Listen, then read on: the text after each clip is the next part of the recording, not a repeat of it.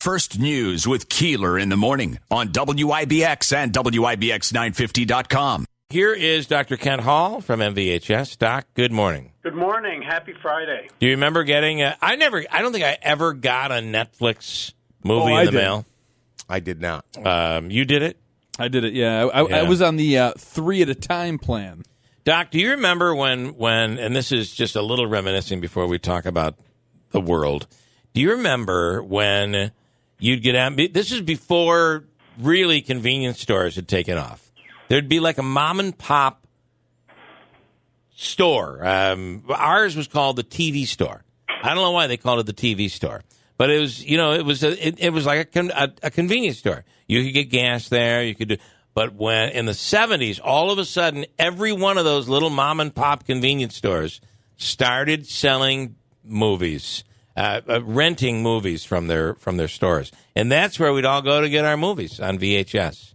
Yeah, no, I do remember that, and then I remember it converting to where there were stores in strip malls where you could go in and they were basically, you could rent movies, mostly VHS at the time, and you could go and bring them back, and it was like right around the corner. It was kind of cool, and then Netflix came, and you could get them in the mail, and I was also on the three plan. Smart man.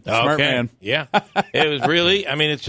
I also used to compete with friends to see who could raise the highest late fee, and I gotta say, I was up there about $1,900 at one point. Well, there was. Yeah. Yes. Oh my gosh. Yeah. You could have. I lost a movie, so they kept every week they'd hit me again, and then what am I going to do? The local Blockbuster was, and it had a great jingle, was Video to Roll. Well, it was called Video to Roll, not Blockbuster. Yeah. No, I'm saying the local Blockbuster. Video to Roll was way before Blockbuster, though, I believe. Yeah. Doc, good morning. The variant making people a bit nervous. We're seeing some increases around the country. And then the move yesterday without dragging you into politics, the health department in New York saying they're not going to give any guidance to schools. I mean, what are we doing here? Yeah, I read that, and honestly, that's disappointing. I mean, I think that the health department, should not get into the business of trying to tell teachers how to teach. I absolutely get that, but they should be giving, guidance, based on the science that we know now of, how to best manage what is a health crisis and a public health crisis, and continues to be. And oh, by the way, if you're looking at the numbers over the last week or two, the numbers throughout New York State and in our community are going up, and so we need information. We need recommendations. We're not at a place where I think we need mandates, and I hope we don't get there. But we do need that, and the fact that the Department of Health is not doing that is really a disappointment. Yeah, I mean, you think about. So what does this mean? You don't have to worry about any social distancing anymore. You don't have to, and every school's going to do it differently.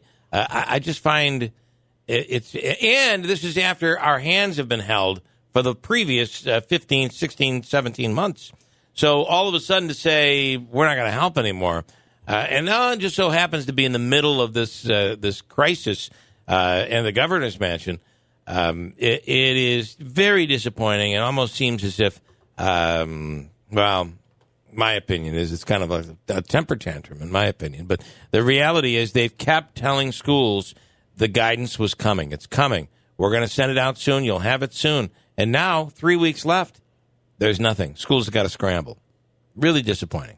Yeah. Again, the Department of Health is there to help us, and sometimes they do mandates. Sometimes they're guidelines, and that's great, and sometimes they're mandates. But they are they have they are what I call the content experts in terms of what we should be doing based on the information that we have, and we need to trust them when they tell us that they're doing the right thing and that they're acting with good faith and that they're acting based on the best information that they have, and then we need to be able to take that and to work with it, but to not give recommendations from the experts is it's a vacuum, and nature abhors a vacuum, so it's going to be filled with something. Okay, now it is reported, and you may have heard this yesterday, and maybe you haven't. Could be the first time you've heard these words: epsilon and lambda. 2 words. Have you guys heard these words before? Nope. These are, as Dr. Hall will explain, these are 2 additional COVID variants that are out there, and Doc seem to be resistant to the vaccines. So it's epsilon and lambda. So these are the Greek letters. Lambda is one that has been circulating mostly in South America. I think it was first recognized in Peru, or at least Peru is where it was first reported. And that is concerning. It has many, if not all, of the mutations that the Delta variant has. Plus, it has more, specifically related to some changes around the spike protein that allow it to be to evade the viruses or to evade the immune system slightly more. Again, we don't have full information in terms of how much that truly does affect the vaccines in terms of their ability to protect us or to what they do in terms of stimulating the body's immune system to protect us. That is still data that is out there, but certainly it is concerning, and the initial reports are that it does have some effect. We just don't know exactly what it is. It won't be zero, so it won't be that now the vaccines are useless. It is that there will be some slight decrease. So thankfully, we're starting at a very high number.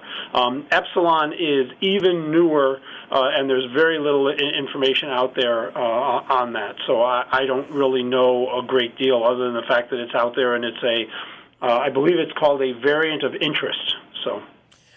Is there a worry that, and by the way, the Greek reference here, Delta, Lambda, Animal House fans, or where does this come from, and why are we using these names?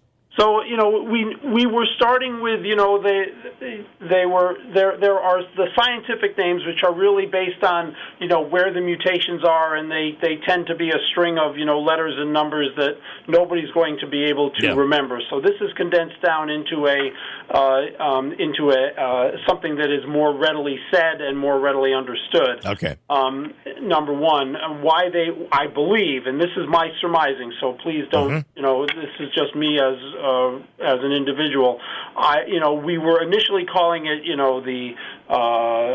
the Italy variant or the. No, that's racist. You can't say that, right? You can't say that. And which is also not necessarily easy to understand, and so they and there is some concern. You can argue whether there should be concern or not, but there is some concern that it's going to be pejorative to a nation or to a region. Right. And so they said, to be neutral, we're going to basically call them, variant A, variant B, variant C, but instead of using, our alphabet, they decided to use the Greek alphabet, probably because it's medical, and medicine uses either Greek or Latin. So, are you? Is there any concern at all that a variant could become more dangerous to children? So yes, there is a concern that as this virus is allowed to mutate, that there are going to be changes that allow it to affect different populations more than it currently does. Whether it's children, whether it's people who otherwise don't have any significant comorbidities. I'm not I do not know why it is that children are less affected by this virus. I don't believe that information or that information is known. Why it is that children seem to be less impacted. So without knowing that, you don't know what change in the virus would cause it to reverse that effect. So. And the concern, it's interesting. I was listening to Brian Kilmeade this week, and he's all up on this whole thing that I'm a radio host. I should not be giving, I'm not a doctor. I shouldn't be giving medical advice. And he walked a doctor into that this week. And I was about to say, see, Doc, don't you agree that I'm a radio guy? I'm a talk show host. I shouldn't be giving medical advice. And the doctor said, well, I kind of disagree. The vaccine is kind of like, I'm okay with a radio host saying, please look both ways before you cross the street. And I compare that to this vaccine. I mean, I think it's okay for you to say the doctors are telling me, the science is telling me we should get this vaccine. It's okay for influencers, for example, to say get this vaccine because only 50% of us get it. It's not going to work, and it's going to allow these variants to develop. Yeah, so I would say that, if you're talking about, taking information that the experts are giving you and, forwarding that to the people that listen to you, I think it's our job. That's what media and communications are all about. Yeah. Taking it the next step and saying, well, now I'm going to interpret that, and I'm going to interpret it, and because I don't have a large fund of knowledge in that area, my interpretation may be correct or it may not be correct, then that starts to, add to confusion. So I appreciate what you do and what, other people in the media world do in terms of saying, hey, this is what the experts are telling us to do, just like people tell us you should look both ways. You look both ways before you cross the road. I am no highway expert, although I'm an amazing driver. I think I can give that advice. Doc, we appreciate it. Enjoy the weekend. Thank you so much. Thank you, everybody. Please be safe.